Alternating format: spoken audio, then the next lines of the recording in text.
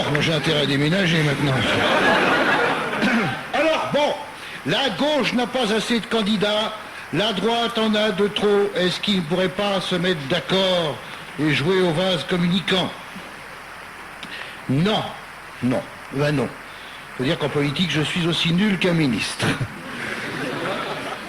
Je pense qu'il faudrait un candidat qui n'ait jamais été élu, donc pas encore pourri, et que tout le monde connaisse. Je n'en vois qu'un, Arlette Laguillet. Ça oui. J'ai bien dit, je n'en vois qu'un. Parce qu'elle, au moins, elle a des couilles.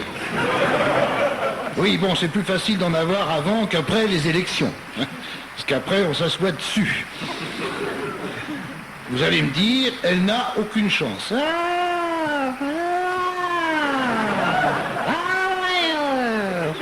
Pas avant de la peau de l'ours, avant de l'avoir niqué. Les Français veulent un président de gauche et des parlementaires de droite. Ça, j'en suis intimement convaincu. Et ils sont en train de le prouver depuis un bon bout de temps. Les Français, ils veulent un dieu socialiste et des curés RPR ou UDF. J'en suis convaincu. C'est pour ça que Delors montait si haut dans les sondages.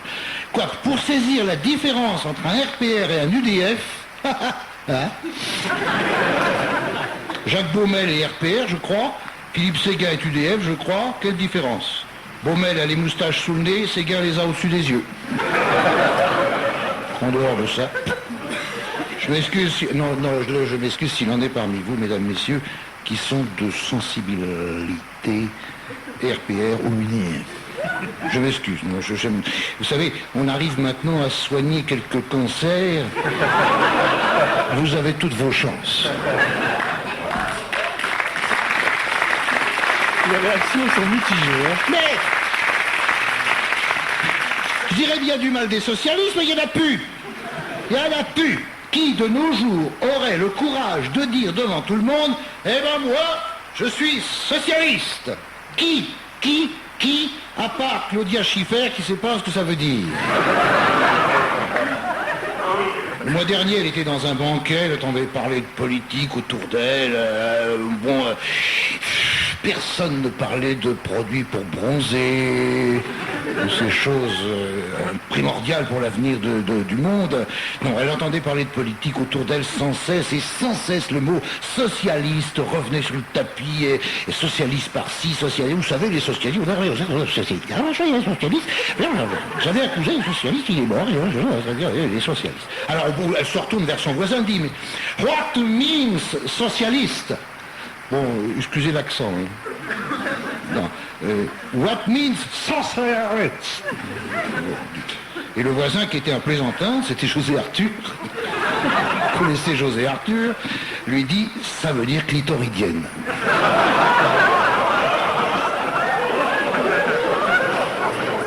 Ah mais c'est tout à fait le style à José Arthur. Je le connais bien, je mange souvent avec lui. Le lendemain, elle va chez un gynécologue, elle s'installe tranquillement, écarte les cuisses comme on doit faire, comme je fais vous et moi, comme on fait chez le gynécologue. Elle s'installe peinardos, elle lui dit « Docteur, je suis socialiste, que dois-je faire ?» Et le toubib qui était de gauche lui dit « Bah, faut voter. » Bon, alors Arlette. Non, parce qu'une histoire, elle est de moi, c'est pour ça que c'est pas drôle. Je ne sais pas inventer des histoires. On a fait la chute, nous. Oui, ben c'était ça, je suis désolé. Moi, je ne suis pas à raconter l'histoire. Ça démarre toujours bien, puis ça se plante. Bon. Prochaine fois, on prendra José Arthur. Ah oui, excellente idée. Alors bon, Arlette Laguillet est trop marquée politiquement, elle est même marquée tout court, bon c'est...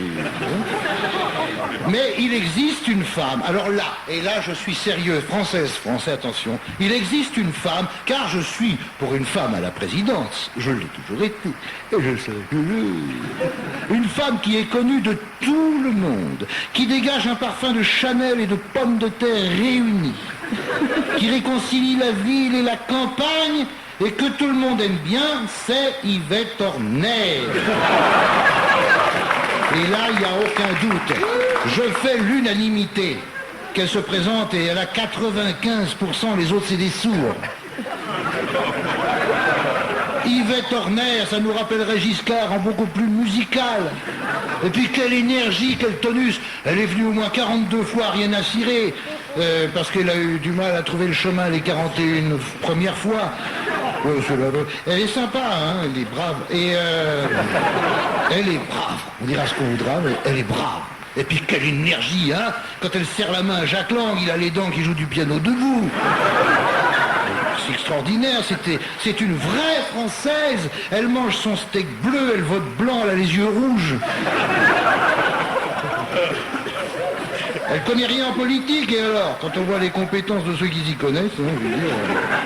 Alors, qu'est-ce qu'il a dit Jacques Chirac? Parce que, bon, jusqu'au mois de novembre, il disait une connerie par mois. Maintenant qu'il est candidat, il en dit une par jour. En attendant qu'il en fasse 2 par jour. Il a dit, il faut un candidat qui ressemble à la France. Ça, il l'a dit. Il l'a dit il y a 2 semaines. Donc, il y a un candidat qui ressemble à la France. Suivez le guide. Il faut donc trouver un mec qui, chaque jour, regarde la télé pendant 3 heures, mange pendant 2 heures, passe 3 heures dans les bouchons et les embouteillages. Vous allez me dire, oui, mais à la campagne, ils n'ont pas de bouchons ni d'embouteillages. Non, mais ils ont l'apéro, ça dure encore plus longtemps. C'est pas des bouchons, c'est des capsules qu'ils ont là. La France entière est bourrée. On est, s'il faut le dire, dans un pays d'ivrognes. Si je me présente au nom des ivrognes. Et les verts. Les verts avec 2 heures, naturellement. Alors, il consacre 2 heures à remplir des formulaires administratifs et qu'il faut le papier bleu remplacé par le papier rose que t'as pas reçu le tampon, qu'il faut tamponner le papier et à payer 1000 et un truc qu'on se demande où le pognon s'en va, on se le demande plus parce qu'on le sait. Il se promène 1 heure dans les grandes surfaces, travaille 8 heures minimum, on en est à 19 heures. Alors, s'il dort 7 heures, il lui reste moins 2 heures pour faire sa campagne électorale. Bon, alors c'est pas un candidat qui ressemble à la France. Ce qu'il faut, c'est un candidat qui ressemble à la Corse. Alors, quant à Dominique Voynet, Dominique Voynet, bon. Et qu'est-ce que vous voulez? Bon. Et elle est là. C'est une copine de Fontéval qui joueront à Thonon-les-Bains le 20 janvier. Bon, au bord du lac Léman, très jolie ville, Thonon-les-Bains. Notons que nous avons joué chez elle en octobre dernier à Dule. Elle a réglé l'addition du restaurant. Et on était nombreux, hein. Il y avait les 2 musiciens, il y avait Fontéval, il y avait les techniciens, il y avait nos gonzesses. Et comme ça, ils savent où va leur pognon, on est sur une dose. Il y avait nos gonzesses, donc on était une bonne quarantaine, et tu sais, les jurassiennes, hein, faut pas leur en compter. Hein. Il y avait Gisèle. Oh, putain, elle mange pas beaucoup, mais elle suce comme 4. Il y avait Gisèle. Il y avait Gisèle, évidemment. Il y avait même son petit frère. Elle a raison. Elle a réglé l'addition du resto, moyennant quoi on a joué gratuitement. C'était un gala de soutien. C'était un gala de soutien et on ne le regrette pas.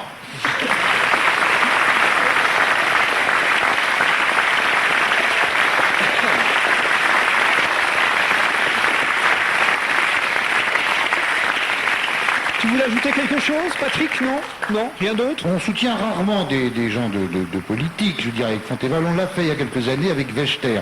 On s'en est mordu les doigts, mais on ne le connaissait pas. Tandis que l'avantage de Dominique, c'est qu'on le connaît déjà. On a pris nos précautions avant, quand elle est venue nous voir. Il faut avec Dominique, oui. Elle est venue nous voir au Casino de Paris, elle est venue dîner avec nous, on l'a testé. Bon, mais écoutez... À table, je Oui. S'il faut un petit, je vous tiendrai au courant, bien sûr.